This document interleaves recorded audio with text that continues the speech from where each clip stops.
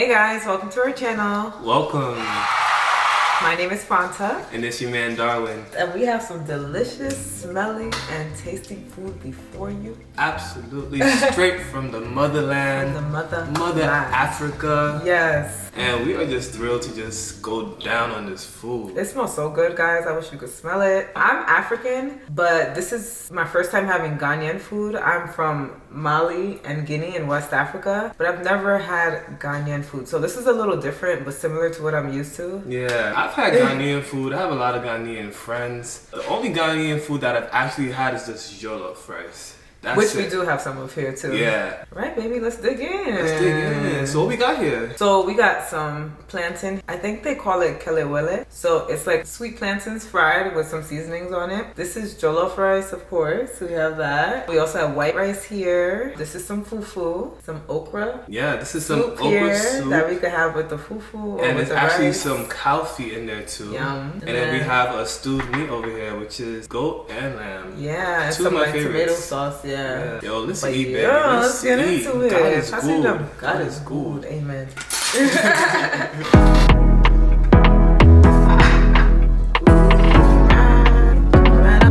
Yeah, this is a lot of food.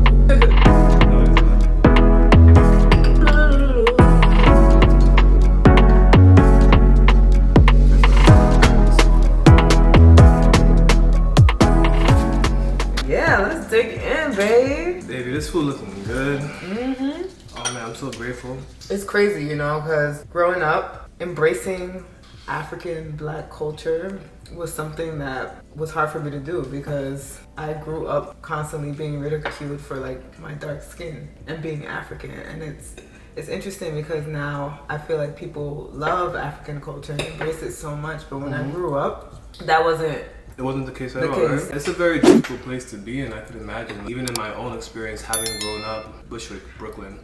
And at the time, like, growing up in the 90s, early 2000s, Bushwick, Brooklyn, it wasn't that diverse. It was predominantly a Hispanic community at the time. So my exposure to any kind of culture was my own Haitian culture. I wasn't even exposed to African culture, which is crazy because... That's crazy. And I'm Haitian. That's really crazy to me. Yeah. So you weren't exposed to it until you went to high school? Yeah. Where we met? I would say I wasn't exposed to it, until high school, but even still, I didn't even really recognize my connection to being African until college. You know? It's crazy because it basically took all of our adolescence to get to a place where we actually embraced our culture and blackness and roots. What was it like for you growing up African? For one, like my name is Fanta, guys. So it's like constantly having to correct people from singing, you know, Fanta, Fanta. Saying like, oh, if parents was really like the soda, or they named you after the soda, ha ha ha. This is my name, Fanta. It's an African name. It has so much meaning. And it's like people are ridiculing your culture. Ignorance was crazy growing up. Getting called African booty scratcher, people not being able to spell my Can last you believe that, name. man? You know, you say it so casually right now, but it's just crazy to me that you really had to deal with people calling you African booty scratcher, baby. Oh man, they did more than that. Like, What else they did to you? in the neighborhood, I'm first generation African, so everyone in the neighborhood would like gang up on my family. I would say like the kids, like all of them collectively would gather together, the kids my age, and they would throw rocks at our door. They would always play ding dong ditch, and they would ring our doorbell. People would kick our door. Like it was like, I felt like I could not go outside.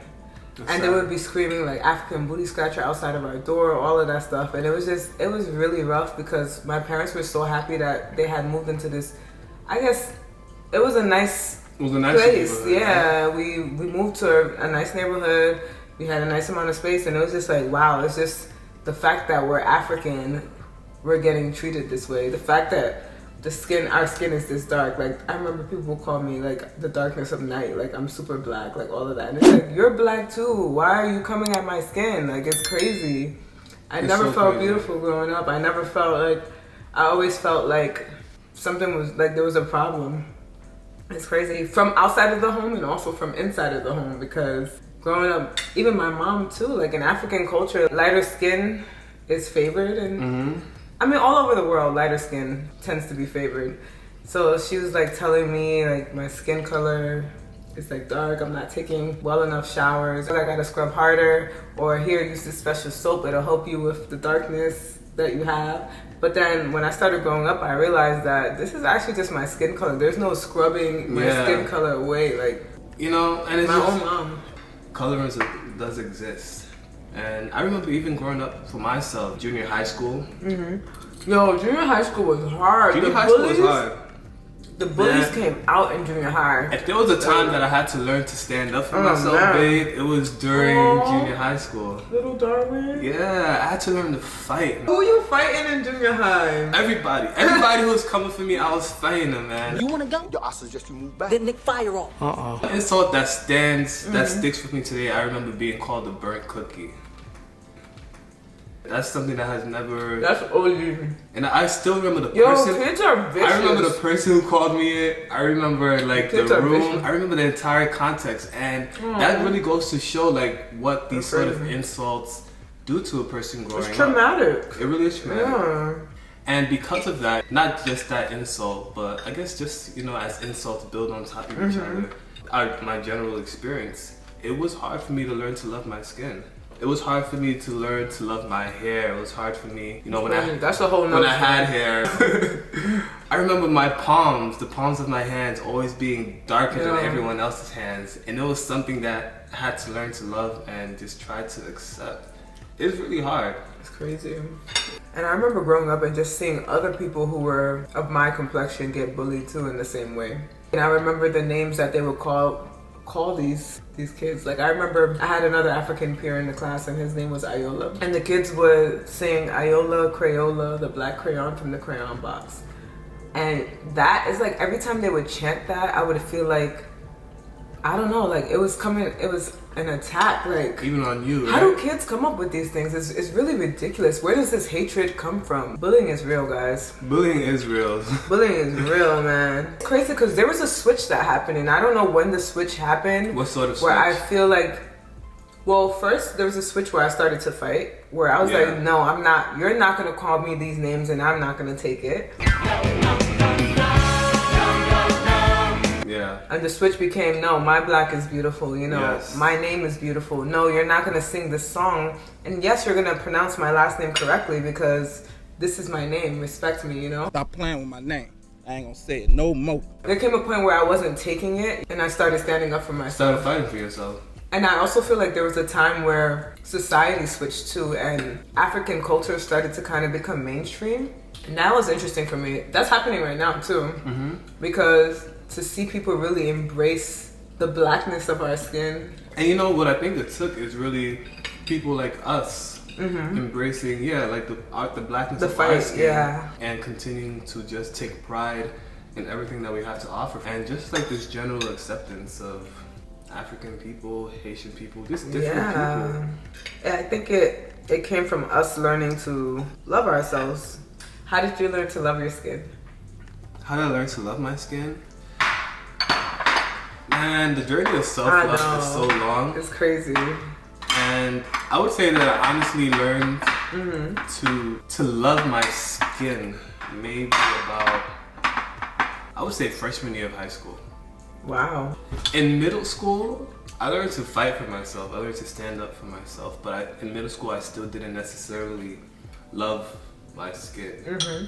In high school, I continued to, undergo this process of learning to love my skin, to be comfortable in it, and I think that just happened more as I really just began to immerse myself in communities of black people, whether it was different extracurricular activities, different things like that, and just exposing myself to other people who are not necessarily even African or Haitian, but other minorities who share similar experiences as us growing up too. I think even today, I definitely, absolutely, without a shadow of a doubt, love the color of my skin. I'm so proud of my skin, so much so that, I don't know, I be trying to get dark. He does. When we go on vacation, I be trying to really get that tan. Any shade. He's out. And then in the wintertime, I'm like, man, babe, I'm too light skinned. It's so funny. And that's not my own fault because I'm just I'm just perpetuating colorism, so please forgive me. Oh my god. You know, it's just, I guess it's just my journey, my way of just continuing to learn to love myself, continuing to learn to love and cherish the color of my skin. I feel like college really opened my mind to like just loving myself and joining minority organizations and learning more about Black history and meeting more educated Black people to have these kind of conversations with. That's true. That definitely started to make me feel empowered, and being in a place where, you know, college people are like super open-minded. Our college was super diverse, and coming to a place where you're trying to be confident and comfortable in your skin, like it's really hard to go every day hating the skin that you're in, and it's just kind of like there comes a point where it's like enough is enough. College really taught me self-love. No, absolutely. And I think it's because college did offer communities of, you know, like a community of support. There were communities where you could actually immerse yourself, learn more about your culture. Without being so sheltered by your family too, because we went away for college too. That also helped. Just learning how to be an adult and be on your own also contributes to like learning how you feel about yourself. Because you learn about yourself too, like as a person and your body, all of that stuff. Once you separate yourself from like your parents, like college was an amazing and very enlightening time period. I learned a lot. That's actually a good when point. I went away to college. Although your skin color is a big part of how you identify, you start to learn that there are many ways that you can identify. It's not just your skin color. But yeah, I love the skin I'm in. I love it. I love the skin I'm in. I love my culture. You know, I just love being Black. I love being Black. I'm Black and beautiful. That's right. Nah, but and I love your skin too, baby. I love yours too. Thank you. You know I love your brown skin. And I'm glad we've come to a point where we can love ourselves in the skin we're in. Absolutely. But yeah, if you guys enjoyed this content, make sure you leave a like. Drop a comment. Subscribe and turn on that notification bell. Because we got content coming at you guys every single week. Every week. Yes. So stay tuned.